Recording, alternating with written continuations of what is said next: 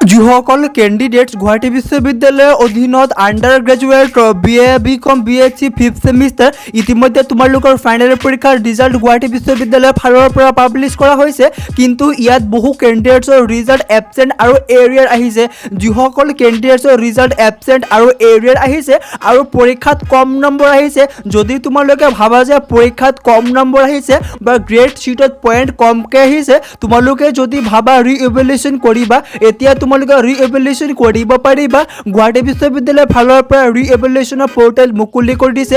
এতিয়া তোমালোকে ৰিইভেলুৱেশ্যন কৰিব পাৰিবা। ৰিইভেলুৱেশ্যন কেনেকৈ কৰিবা এই সম্পৰ্কে আমি আজি এইটো ভিডিঅ'ত আলোচনা কৰিম। ভিডিঅ'টো অকণমানো স্কিপ নকৰিবা আৰু ভিডিঅ'টো আৰম্ভ কৰাৰ আগতে এটা সৰু অনুৰোধ জনাইছোঁ, তোমালোকে যদি এতিয়ালৈকে আসামৰ অনলাইন টেক চেনেলটো ছাবস্ক্ৰাইব কৰা নাই, চেনেলটো ছাবস্ক্ৰাইব কৰি ৰাখিবা, কিয়নো এইটো চেনেলত তোমালোকে প্ৰতিদিন গুৱাহাটী বিশ্ববিদ্যালয়ৰ ফালৰ পৰা অহা লেটেষ্ট ৰিজাল্টৰ ভিডিঅ' সকলোতকৈ আগত লাভ কৰিবা।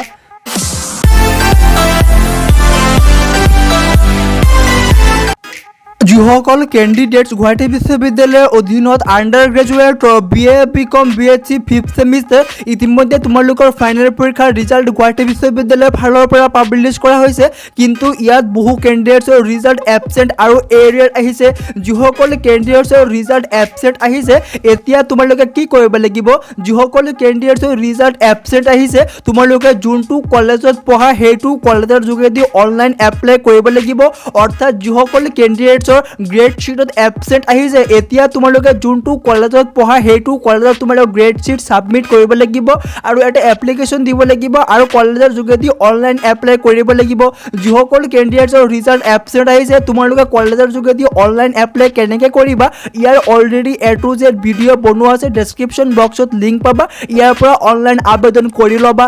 এতিয়া কথা হ'ল, যিসকল কেণ্ডিডেটছৰ পইণ্ট কমকৈ আহিছে আৰু যিসকল কেণ্ডিডেটছে ভাবিছে যে যি গ্ৰেড শ্বীট বা যি 5th ছেমিষ্টাৰ ৰিজাল্ট গুৱাহাটী বিশ্ববিদ্যালয়ে পাব্লিছ কৰিছে, ইয়াত তেওঁলোকৰ পৰীক্ষাৰ নম্বৰ বহুত কমকৈ দিছে আৰু তোমালোকে যদি ভাবা ইয়াৰ ৰিইভেলুৱেশ্যন কৰিব বিচৰা আৰু তোমালোকে যেতিয়া পৰীক্ষাৰ কম নম্বৰ দিছে আৰু তোমাৰ বহীটো আকৌ ৰিচেক কৰিব বিচৰা, তেতিয়াহ'লে তোমালোকে এতিয়া আকৌ ৰিইভেলুৱেশ্যন কৰিব পাৰিবা।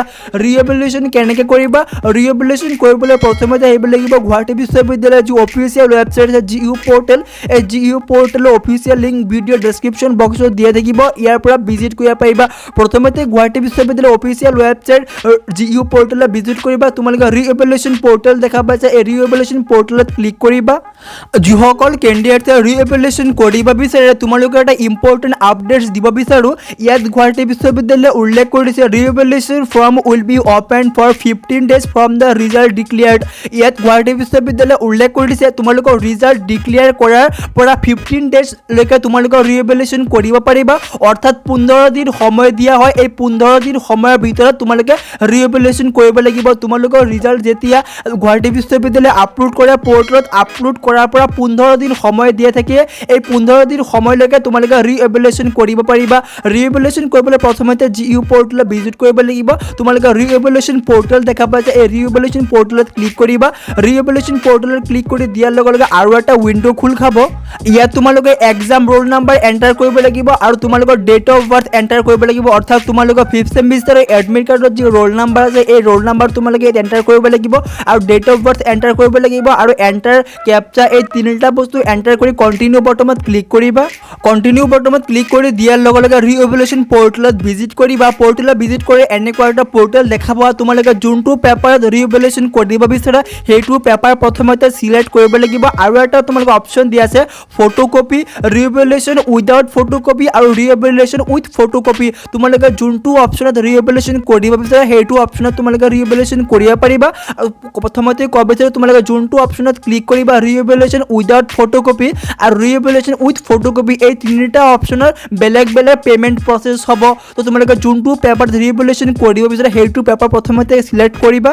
চিলেক্ট কৰাৰ পাছত তোমালোকে ছাবমিট বটনত দেখা পাইছা, এই ছাবমিট বটনত ক্লিক কৰিবা আৰু ছাবমিট বটনত ক্লিক কৰি তোমালোকে পে'মেণ্ট অপশ্যন আহিব, ইয়াৰ পৰা পে'মেণ্ট কৰিব লাগিব আৰু পে'মেণ্ট পেমেন্ট কৰাৰ পাছত তোমালোকে ডাউনলোড অপশ্যন বটমত ক্লিক কৰিবা তোমালোকে যোনটো পেমেন্ট কৰিছা এই পেমেন্টৰ ৰিসিপ্ট দিয়া হ'ব এই পেমেন্ট ৰিসিপ্টটো তোমালোকে ডাউনলোড কৰিবা আৰু ৰিএভেলেশ্যন যি ফৰ্ম আছে এই ৰিএভেলেশ্যন ফৰ্মটো তোমালোকে ডাউনলোড কৰিবা দেখা পাইছা দুটা অপশ্যন দিয়া হৈছে ডাউনলোড বটমত ক্লিক কৰি দিয়াৰ লগে প্ৰথমটো ৰিএভেলেশ্যন ফৰ্ম অৰ্থাৎ তোমালোকে যোনটো পেপাৰত ৰিএভেলেশ্যন কৰিছা সেইটো ফৰ্ম তোমালোকে ডাউনলোড কৰিবা আৰু তোমালোকে পেমেন্ট কৰিছা এই পেমেন্টৰ ৰিসিপ্টটো তোমালোকে ডাউনলোড কৰিবা ডাউনলোড কৰাৰ পাছত তোমালোকে ৰিএভেলেশ্যন কমপ্লিট হ'ব তো এইটো আছিল গুৱাহাটী বিশ্ববিদ্যালয় BA BCom BSc 5th semester reevaluation process যদি ভিডিওটো ভাল লাগিছে তে লাইক কৰিবা আৰু আসামৰ অনলাইন চেনেলটো সাবস্ক্ৰাইব কৰি ৰাখিবা গুৱাহাটী বিশ্ববিদ্যালয় ফালৰ পৰা লেটেষ্ট ৰিজাল্টৰ ভিডিও সকলোতকৈ আগত লাভ কৰিবা আসামৰ অনলাইন চেনেলটো সাবস্ক্ৰাইব কৰি ৰাখিবা আৰু যিসকলে ভাবা পৰীক্ষাত কম নম্বৰ আহিছে বা গ্ৰেড শিটত কম পইণ্ট দিছে তোমালোকে ৰিএভেলেশ্যন কৰিব পাৰা ৰিএভেলেশ্যন কৰিলে তোমালোকৰ নম্বৰ অটোমেটিকলি ইনক্ৰিজ হ'ব